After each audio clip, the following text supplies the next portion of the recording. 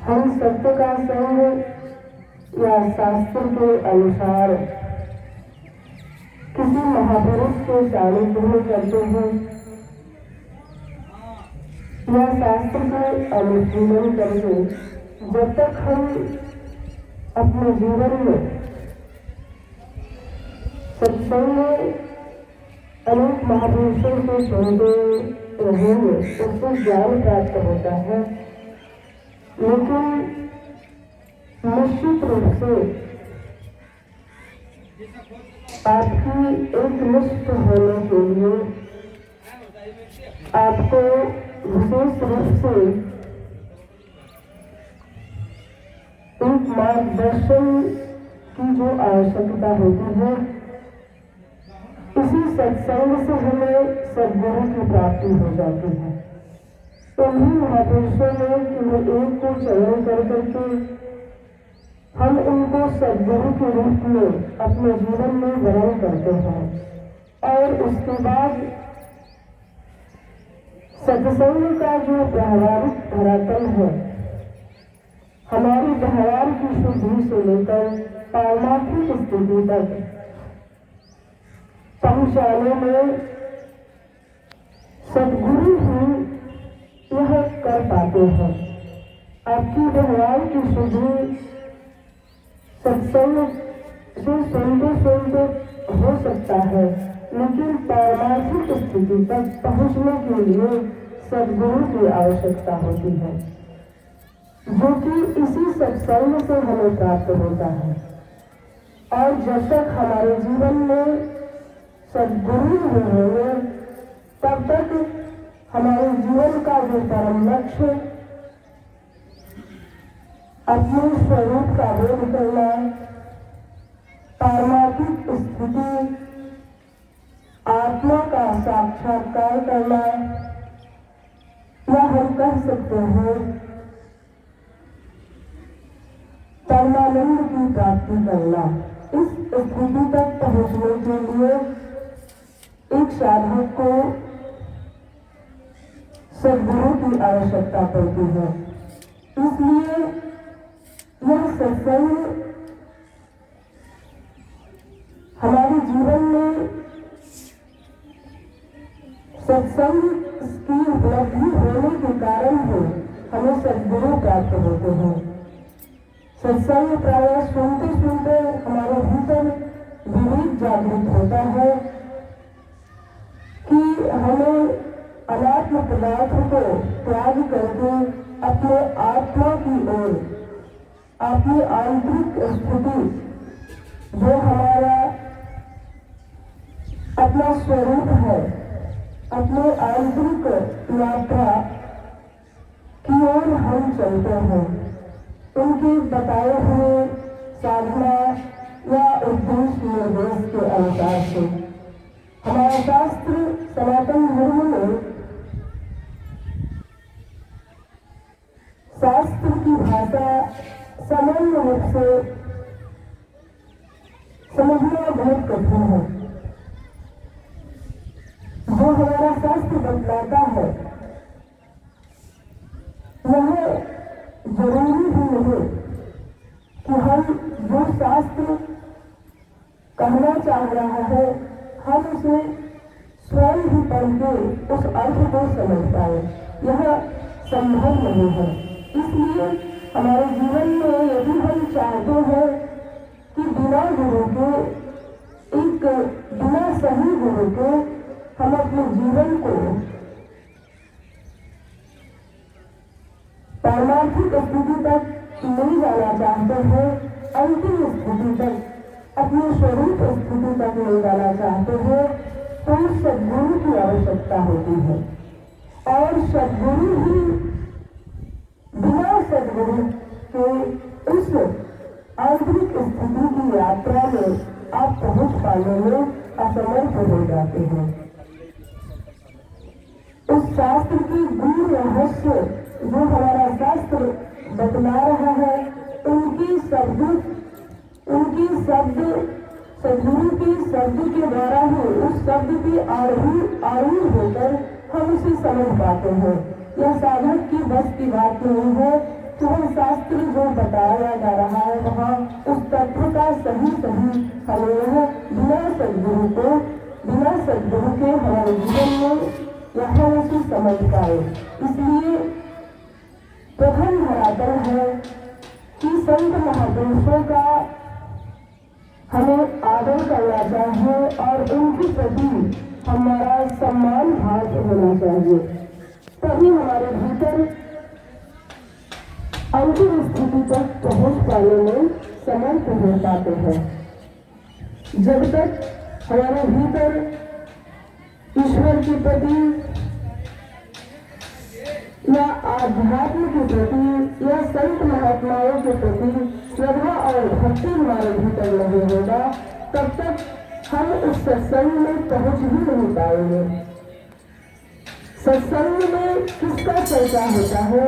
भगवान का चर्चा इन महापुरुषों की मुखारबिंद से सुनाया जाता है। इसलिए जिनके भीतर भगवान के स्वरूप को जानने की इच्छा होती है, वही लोग इस सत्संग में पहुंच करके अपने जीवन को कृतार्थ करते हैं और जीवन का जो परम लक्ष्य है उसको प्राप्त करते हैं। भले आपके जीवन में एक जन्म न लग करके 2-4 जन्म या 10 जन्म नहीं लग जाता है, लेकिन आप धीरे धीरे सद्गुरु का वरण करके और धीरे धीरे उनके बताए हुए मार्गदर्शन में चल करके वहाँ पद्धति को अपनाकर अपने जीवन को कृतार्थ कर सकते हैं, हम कर पाते हैं।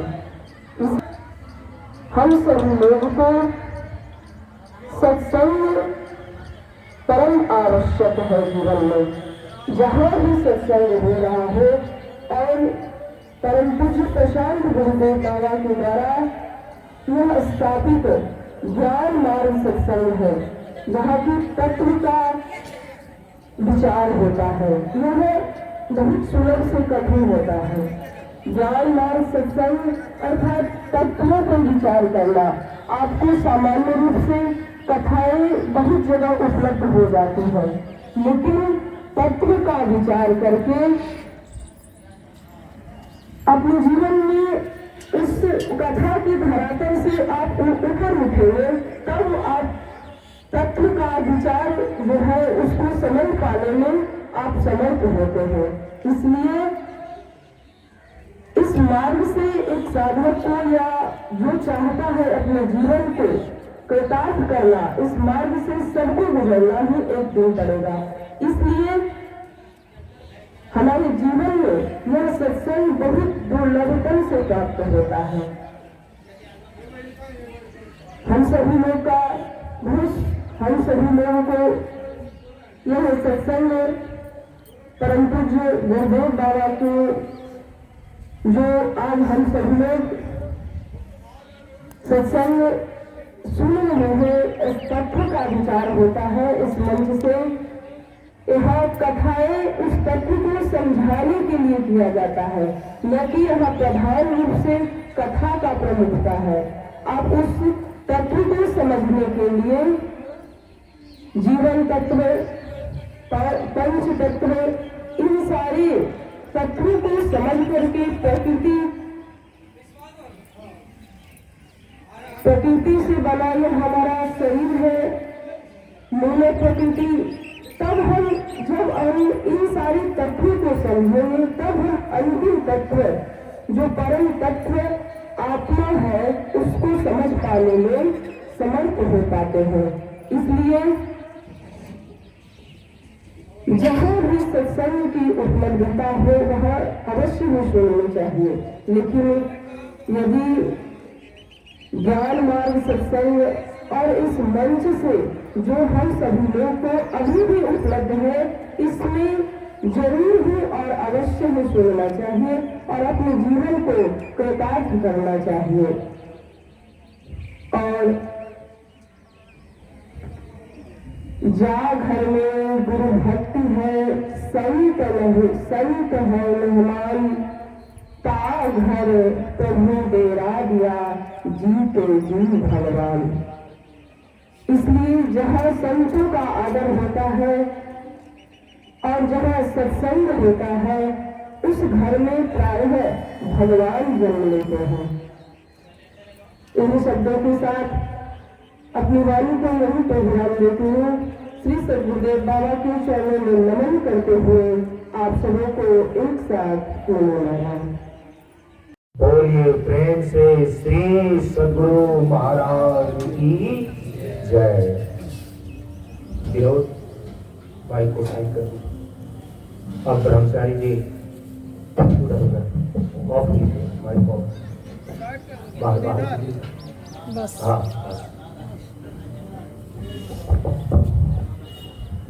अब हम सभी लोगों के समक्ष ब्रह्मचारी श्री रामानंद जी अपने विचारों को रखने जा रहे हैं। हम सभी लोग ध्यानपूर्वक श्रवण करें। परम गुरु ब्रह्म से भगवान प्रशांत गुरु बाबा के खोटे ज्ञान मार्ग सत्संग के सानिध्य में उपस्थित सभी व्यक्ति स्वतंत्र प्रवचन देंगे। शुभ कार्य में शुभता आवश्यक है और दुष्कार्य में दृढ़ता आवश्यक है। आप शरीर नहीं हैं, शरीर से भिन्न हैं, आप आत्मा हैं। आप अजर हैं, अमर हैं, अविनाशी हैं, अकर्ता हैं, अभोक्ता हैं। आप सुख स्वरूप हैं, शांत स्वरूप हैं, आनंद स्वरूप हैं। आपको न कोई नष्ट कर सकता है, न अग्नि जला सकती है, न वायु को खा सकता है। आपको अविनाशी ब्रह्म है, पर अपने ब्रह्म भाव को भूल गए हैं और अपने आप को शरीर मान रहे हैं। इसी को बोध कराने के लिए समय समय पर महापुरुष आते हैं। कभी भगवान राम आते हैं, तो कभी भगवान श्री कृष्ण जी आते हैं, तो कभी भगवान बुद्ध आते हैं, तो कभी भगवान महावीर आते हैं, तो कभी रामकृष्ण जी आते हैं, तो कभी स्वामी विवेकानंद जी आते हैं, तो कभी भगवान शंकराचार्य जी आते हैं, तो कभी भगवान प्रशांत गुरु बाबा आते हैं। और वर्तमान समय में 12 के अधिकारी परम पूज्य लोग इस पूर्ण भूमि पर उपस्थित हैं।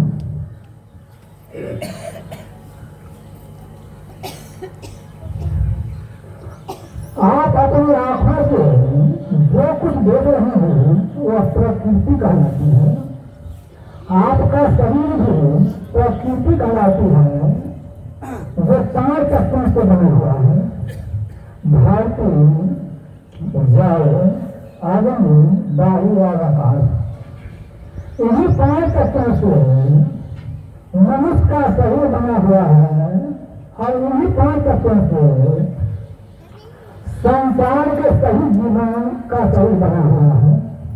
और इन्हीं 5 तत्वों से आप जो कुछ खाते हैं भोजन के रूप में, जल के रूप में ग्रहण करते हैं, यह भी 5 तत्वों से बना हुआ है। इसलिए वह प्रकृति कहलाती है या प्रकृति के गुण कहलाती है। पर आत्मा प्रकृति से बना हुआ नहीं है, यह प्रकृति का सार की वस्तु है, यह ब्रह्म से बना हुआ है। आत्मा ब्रह्म का अंत है, जीव ब्रह्म का अंत है। ईश्वर अंत जीव अविनाशी चेतन आनंद सहस्त्रवासी। जीव ईश्वर का अंत है, अर्थात आत्मा ईश्वर का अंत है। आत्मा प्रकृति नहीं कहलाती है, यह ब्रह्म कहलाती है। तो जो कोई महापुरुष कठिन साधना करके अपने ब्रह्म भाव को प्रकट कर लिए, आत्म भाव को प्रकट कर लिए, जो प्रकृति के पार चले, प्रकृति पार प्रभु करोड़ बाटे ब्रह्म यहाँ मोह का कारण न है, यदि सन्मुख तन करहक जाहे। सोहम अस्मित द्वितीय खंडा, दीप शिखा से प्रेम तलकंडा। आत्म हम भर सुख प्रकाशा, तब भगवान भेद भरनाचा। तो जो महापुरुष आत्मा का भेद करिए उनकी दृष्टि में और एक संसारिक व्यक्ति दृष्टि में अंतर है। एक संसारिक व्यक्ति अपने आप को शरीर मानता है कि मैं शरीर हूँ, और शरीर से बना हुआ सभी जीव दूसरा शरीर है। प्रकृति से बना हुआ अन्य वस्तु अलग है, पर जो आत्मज्ञानी हैं वो अपने में और संसार की सभी जीवों में, संसार की सभी वस्तु में वो आत्मा का भी प्रकार पाते हैं। सभी में आत्मा को ही देखते हैं। एक आत्मज्ञानी महापुरुष सभी जीवन में, संसार के सभी वस्तुओं में आत्मा को देखते हैं, और एक संसारिक व्यक्ति संसार के सभी जीवन में, सभी वस्तुओं में प्रकृति को देखते हैं। तो जो महापुरुष सभी जीवों में आत्मा को ही देखते हैं, परमात्मा को ही देखते हैं, तो भला वो किसी साथ कैसे न्याय कर सकते हैं? आप अपने शरीर के साथ अन्याय कर सकते हैं। आप अपने आप को शरीर मान रहे हैं तो शरीर के अंगों काट सकते हैं, शरीर को आपको छोड़ सकते हैं। तो फिर जो कोई महापुरुष अपने आप को आत्मा मान रहे हैं तो सभी जीवों में तो आत्मा को ही देख रहे हैं। वो गाय में भी आत्मा को ही देखते हैं, भैंस में भी आत्मा को ही देखते हैं, घोड़े में भी आत्मा को ही देखते हैं, संसार के सभी वस्तुओं में वो आत्मा को ही देखते हैं। तो किसी के साथ कैसे नहीं कर सकते हैं?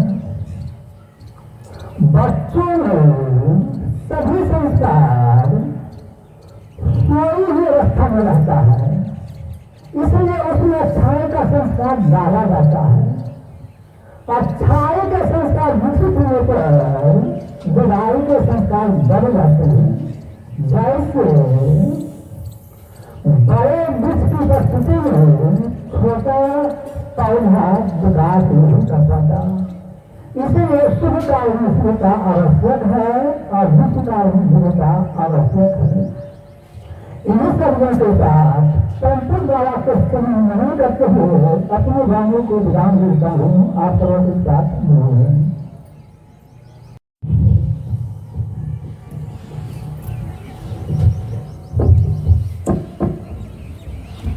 अब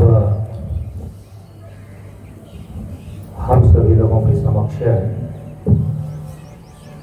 श्रद्धेय श्री संपूर्णानंद बाबा अपने भाव और विचारों को रखने जा रहे हैं। हम सभी लोग ध्यानपूर्वक श्रवण करें।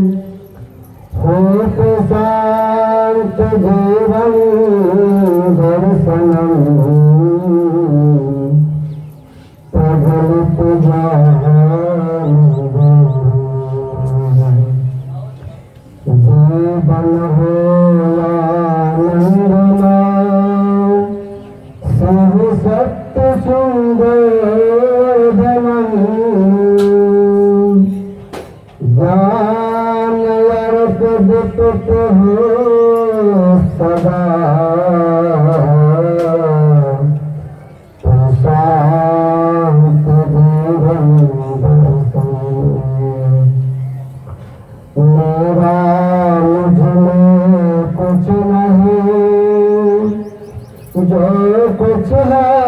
प्रभु तो तेरा तुझको सौंपता ताला जो सीतमता गुणगत नहीं सुनो सकल देता जो चाहो धारक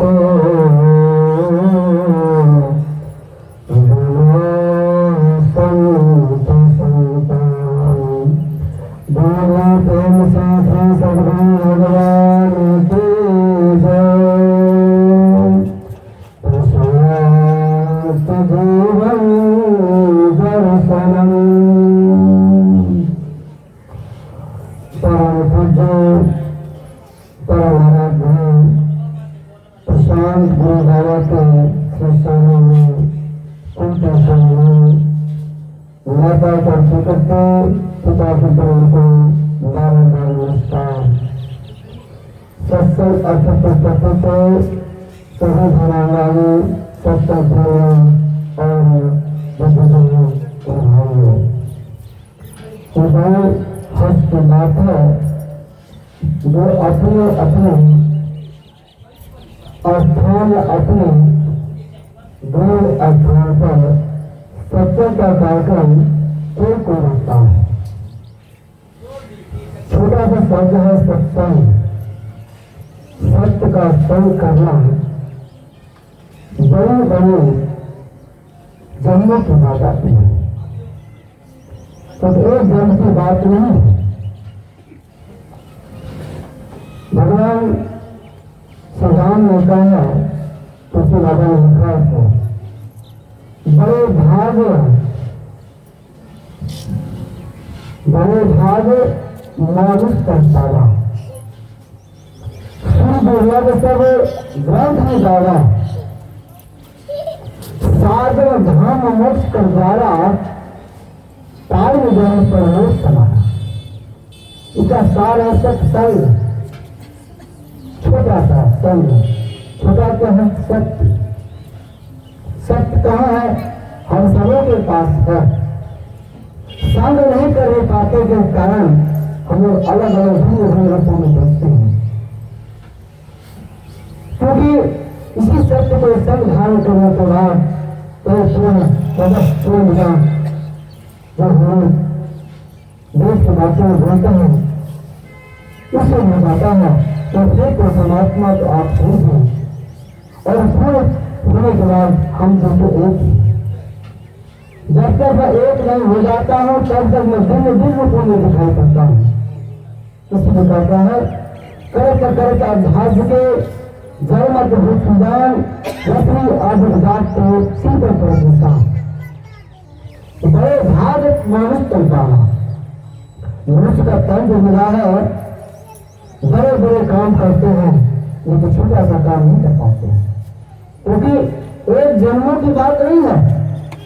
सत्य का संग होना, सत्य को पहचान करना, सत्य साबित हो जाना ये छोटी सी बात नहीं है।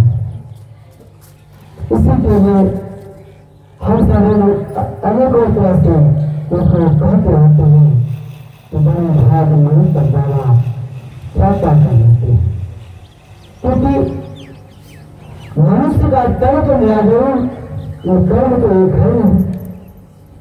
अनेकों विचार इस ब्रह्मांड में घूमते रहते हैं। जिसका तन मन वैसा है उस विचारों को कर लेता है, उसी विचार को लेकर के शांत करने लगता है नैया नैया। संग तो संग क्या है? एक हो जाना, इसका सत्य का संग।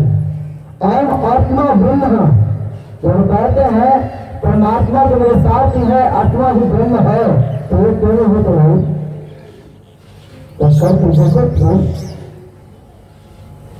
कई जन्मों को पार करके तब तुम्हारे साथ मिला है। इसमें भी हम कम नहीं, किसी को कम नहीं। जब तक हम एक ही हो जाते हैं तो कम ही कम है। क्योंकि ऐसे कर्मों को कर बैठते हैं तो उसका चौथी में हो जाता है।